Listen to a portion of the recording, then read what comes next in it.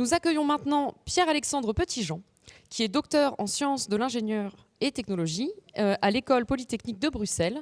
Il était assistant, puisqu'il a déjà fini sa thèse, dont le titre était « Développement et test du système de lecture électronique de Juno et étude des performances de Juno pour la discrimination des modèles de supernova à effondrement de cœur ». Le titre vulgarisé est « Supernova au neutrinoscope ». Pierre-Alexandre, est-ce que c'est bien ta slide? Oui. Est-ce que tu es prêt? Oui. C'est quand tu veux.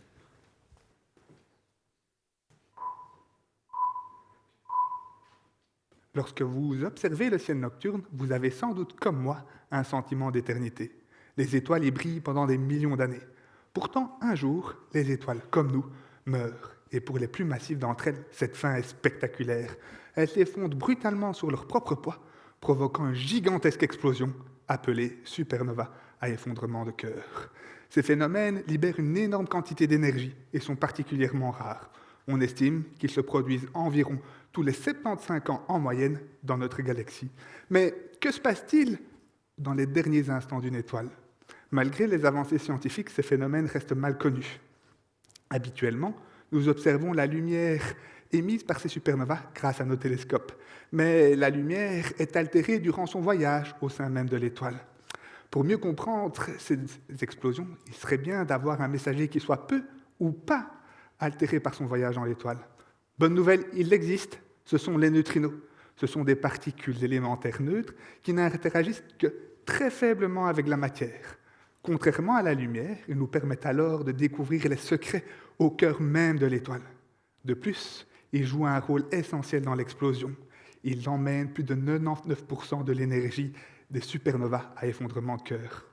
Cependant, les modéliser avec précision dans l'étoile requiert des simulations particulièrement complexes et nécessitant des ressources informatiques importantes, ce qui oblige les physiciens à faire de nombreuses hypothèses, donnant une variété de modèles. Et c'est là que j'interviens. Mon objectif? Mesurer les neutrinos sur Terre émis par les supernovas avec le détecteur Juno. Pourquoi? Pour comparer les différents modèles entre eux. Pourquoi Juno est si intéressant?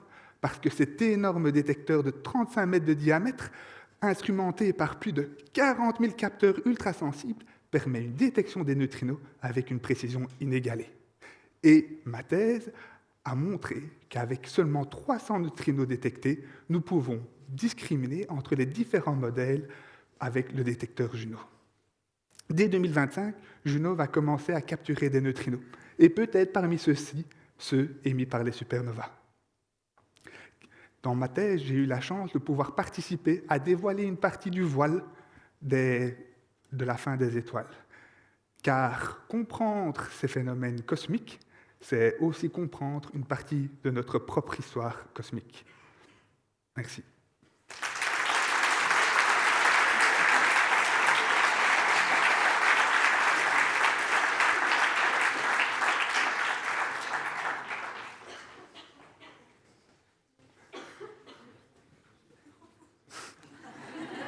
J'ai été un peu ambitieux, apparemment. On va attendre. Bah, il n'y a pas le choix.